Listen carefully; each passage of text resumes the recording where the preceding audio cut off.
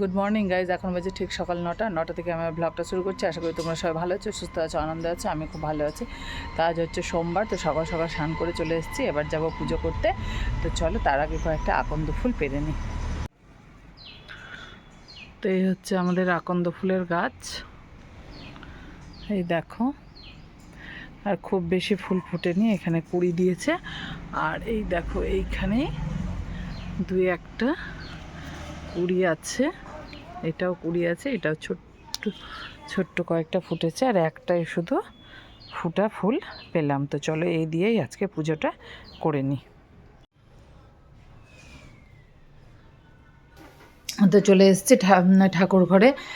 তাই আজকে সোমবার যেহেতু, এবার শিব ঠাকুরের পুজো খুব নিষ্ঠা সহকারে করে নিলাম। লাঞ্চ কমপ্লিট করে চলে এসেছি একটু বাগানে। বাপরে এত রোদের তাপ, চারিদিকে রোদের যা ঝালাস। তো তাও ভাবলাম যে একটু যাই বাগানে, কারণ আমাদের বেল গাছটায় প্রচুর বেল পেকেছে। আর পাড়ার সেরকম লোক পাচ্ছি না, কিন্তু সব সময় 2-3টে করে বেল পড়তেই থাকছে। তো সকালেও 2টো বেল পেয়েছি, তাই এখন একবার এসেছি বেল গাছতলায়। আর এখানে এসে দেখছি আমাদের টমেটো গাছ লাগিয়েছিল বাবা প্রচুর। তো এবার দেখো টমেটো গাছগুলো দেখাই তোমাদেরকে। তো এই দেখো বাড়ির টমেটো গাছ লাগানো হয়েছে বাড়িতেই, বাগানে। এই দেখো কতগুলো টমেটো গাছ, আর এই দেখো কি বিশাল বড় বড় টমেটো হয়েছে। এই দেখো কি বড় বড় টমেটো হয়েছে গাছে। আর এই দেখো এই টমেটোগুলো কচি কচি টমেটো আছে। তো ভাবছি একদিন সর্ষে বাটা দিয়ে চচ্চড়ি বানাবো।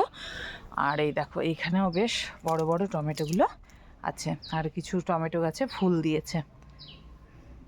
আর এই যে আমাদের মৌসম্বি লেবুর গাছ, কিন্তু এখনও গাছটা ভালো করে বড় হচ্ছে না। আর রোদের তাপে কেমন হয়ে গেছে গাছগুলো, প্রত্যেকটা গাছই রোদের তাপে পাতাগুলো যেন একদম শুকিয়ে গেছে।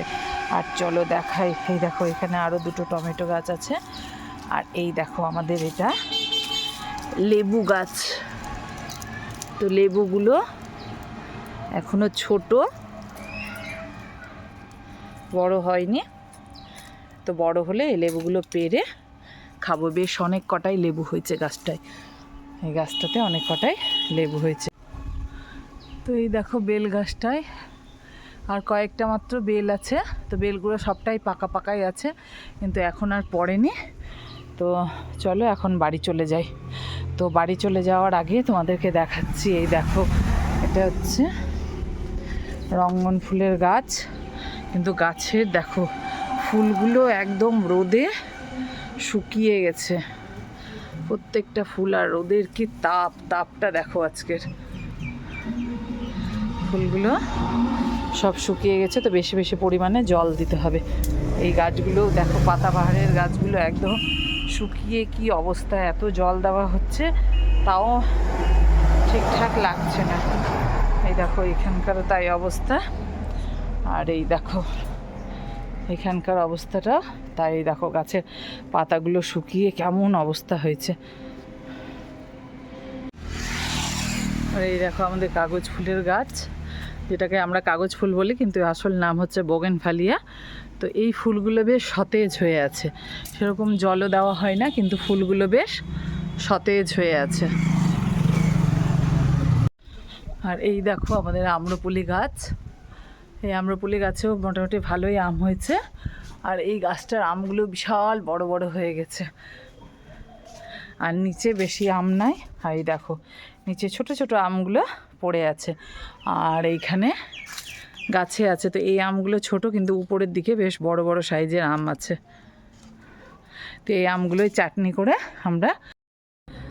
তো বাইরে থেকে ঘুরে চলে এলাম, দেখালাম কি পরিস্থিতি তোমাদের গাছপালাগুলোর।